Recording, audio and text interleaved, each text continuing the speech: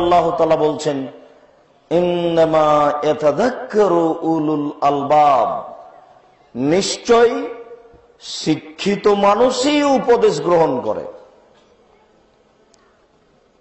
শিক্ষিত মানুষ আর অশিক্ষিত মানুষ সমান নয়, একথা আল্লাহ বলছেন। এরপরে আল্লাহ তাআলা বলছেন, নিশ্চয়, অবশ্যই অবশ্যই শিক্ষিত মানুষই উপদেশ গ্রহণ করে।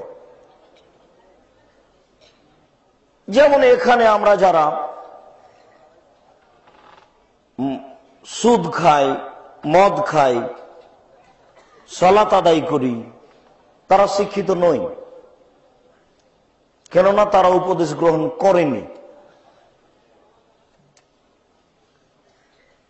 যারা মিথ্যা কথা বলে, ধোঁকা দেয়, প্রতারণা দেয়, দাড়ি চাঁচে, টাকনোর নিচে প্যান্ট পায়জামা লুঙ্গি রাখে, তারা শিক্ষিত নয়, কারণ তারা উপদেশ গ্রহণ করে না।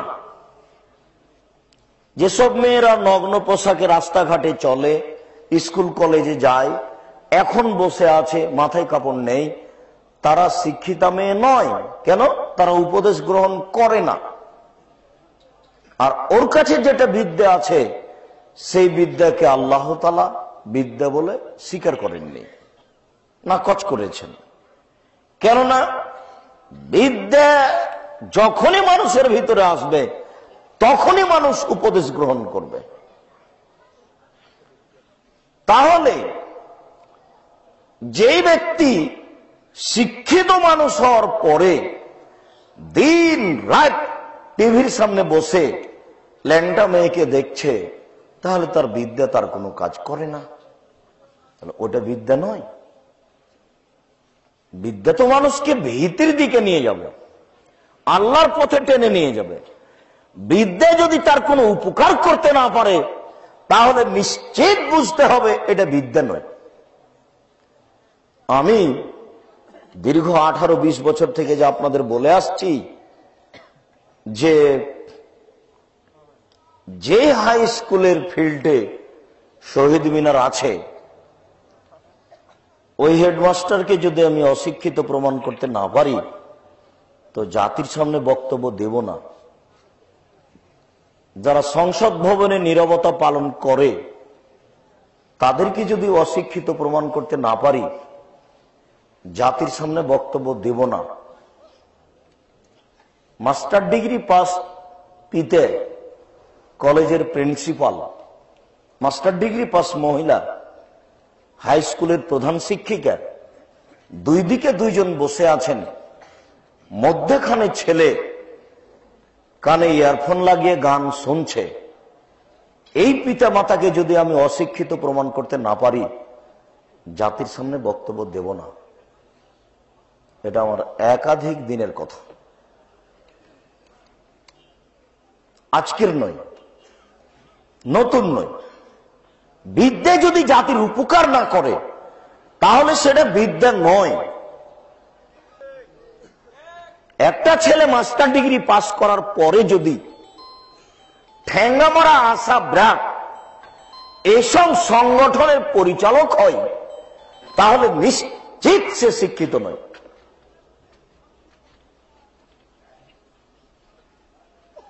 একজন ভাইস চ্যান্সেলর ঢাকা বা রাজশাহী বিশ্ববিদ্যালয়ের লন্ডন থেকে পড়ে এসেছেন, এমন ব্যক্তি যদি 2 লক্ষ, 5 লক্ষ, 50 লক্ষ টাকা নিয়ে একটা মূর্খ ছেলেকে দলীয় দাপটে চাকরি দেন, নিশ্চিত অবশ্যই অবশ্যই 100 থেকে 100% চ্যালেঞ্জ করে আমি আব্দুর রাজ্জাক বলতে পারি ও শিক্ষিত নয়। দেখি কোন মায়ের বেটাকে শিক্ষিত বলে প্রমাণ করতে পারে।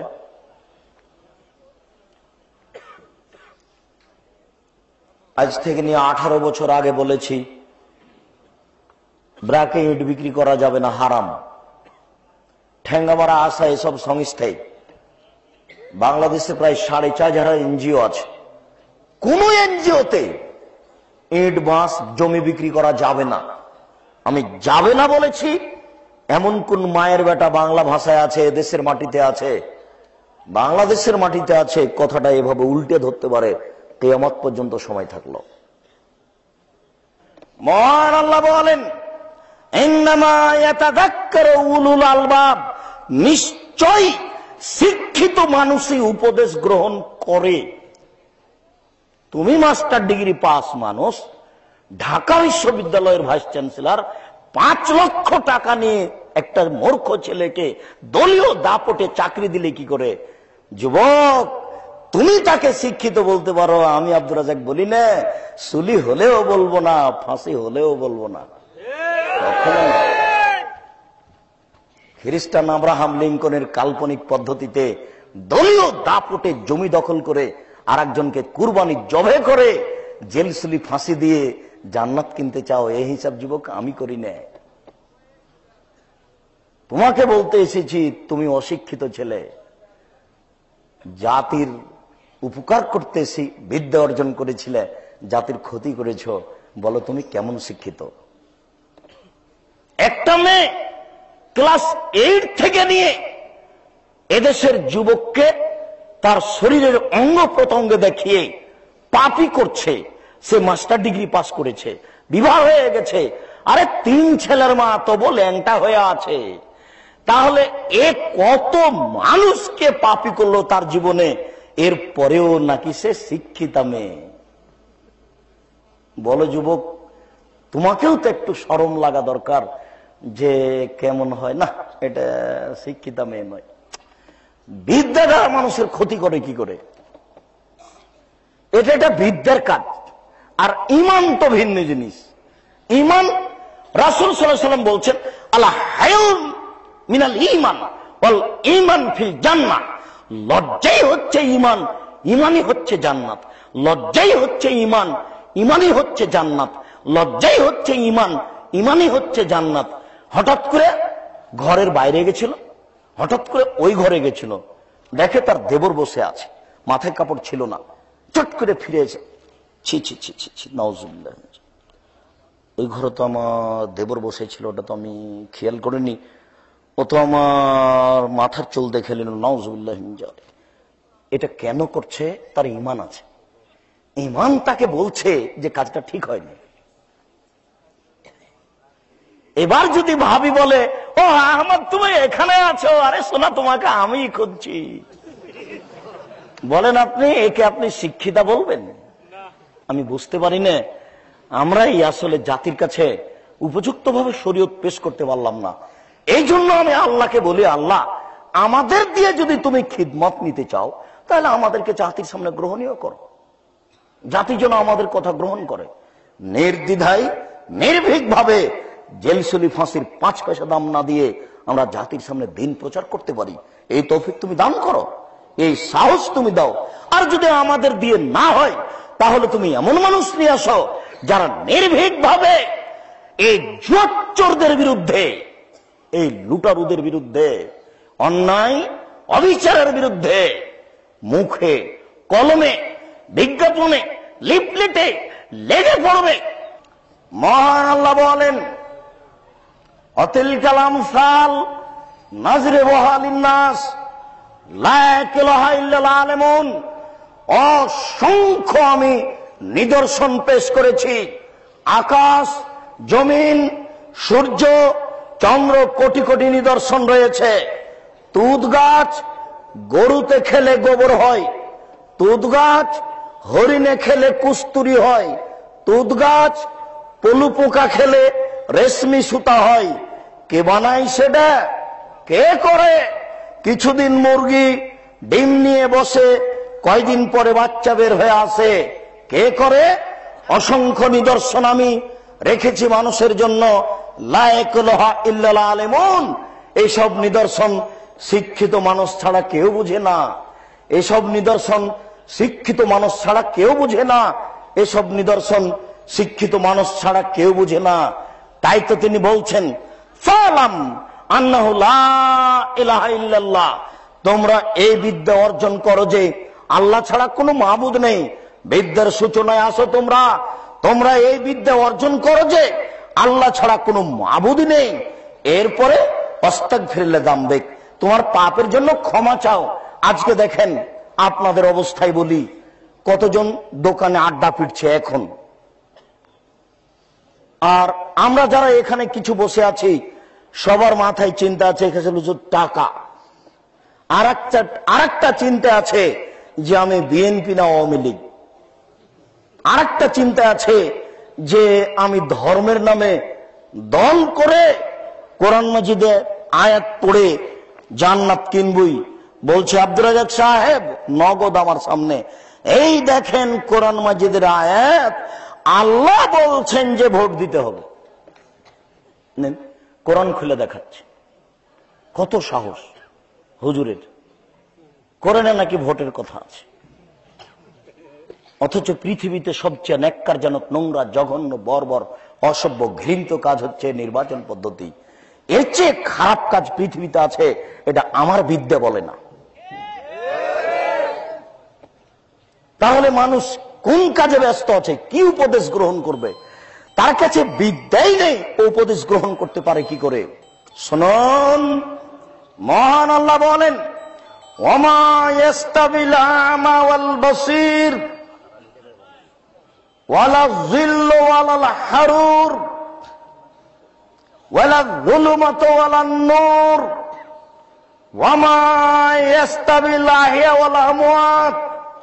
অবাক হবেন আপনি, শিক্ষিত মানুষ আর অশিক্ষিত মানুষের পার্থক্য দেখাচ্ছেন মহান আল্লাহ।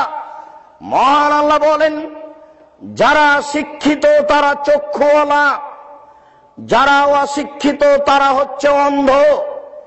1 2, যারা শিক্ষিত তারা আলোতে রয়েছে, যারা অশিক্ষিত তারা অন্ধকারে রয়েছে। 3, যারা শিক্ষিত তারা ছায়াতে রয়েছে, যারা অশিক্ষিত তারা রৌদ্রে রয়েছে। 4, যারা অশিক্ষিত তারা হচ্ছে মরা দেহ, আর যারা শিক্ষিত তারা হচ্ছে জীবিত দেহ। কি দিয়ে বুঝায় আপনাকে আমি আয়াতের ব্যাখ্যা জাতির সামনে সঠিকভাবে দিন প্রচারই করতে পারলাম না? কি দিয়ে বুঝায় আপনাকে আমি আয়াতের ব্যাখ্যা? মহান আল্লাহ বলছেন, যারা শিক্ষিত তারা হচ্ছে জীবিত দেহ, আর যারা অশিক্ষিত তারা হচ্ছে মরা দেহ। আমি বুঝাতে অক্ষম। আল্লাহ তাআলা বলছেন, জীবিত বিদ্যা হচ্ছে জীবিত দেহ, আর মূর্খতা হচ্ছে মরা দেহ। যুবক তুমি বলো, তুমি টাকনুর নিচে প্যান্ট পরে আছো, তুমি শিক্ষিত না অশিক্ষিত? যুবক তুমি বলো, তোমার বোন এখন মাথায় কাপড় না দিয়ে ফতোয়া গায়ে দিয়ে এখানে বসে আছে। যুবক তুমি বলো, তোমার মা শোকে যে পুতুল সাজিয়েছে। যুবক তুমি বলো, তুমি নেতা নেত্রীর ছবি বাড়িতে ঝুলিয়ে সাজিয়ে রেখেছ। তুমি বলো, তুমি মরা দেহ না জীবিত দেহ? মহান আল্লাহ বলেন, ইন্নামা ইয়াখশাল্লাহ মিন ইবাদিহিল উলামা। নিশ্চয় নিশ্চয়, অবশ্যই অবশ্যই আল্লাহকে ভয় করেন শিক্ষিত মানুষ। শিক্ষিত মানুষ তো কই আল্লাহকে ভয় করে না কেন? মহান আল্লাহ বলেন, আর রহমান আল্লামাল কোরআন খালাকাল ইনসান। রহমান যিনি, কোরআন শিক্ষা দিয়েছেন তিনি, মানুষ সৃষ্টি করেছেন তিনি। তাহলে বোঝা যাচ্ছে শিক্ষা বলতে কোরআন, বোঝা যাচ্ছে শিক্ষা বলতে কোরআন, বোঝা যাচ্ছে শিক্ষা বলতে আল্লাহর পরিচয়। যখন মানুষের ভিতরে চলে আসবে শিক্ষার মাধ্যমে আল্লাহর পরিচয়, নবীর পরিচয়, আকীদা, আদর্শ ঠিক হয়ে যাবে, তখন ওই ছেলে দ্বারা ক্ষতি করা, পাপ করা, অন্যায় করা তার জন্য সহজ হবে না।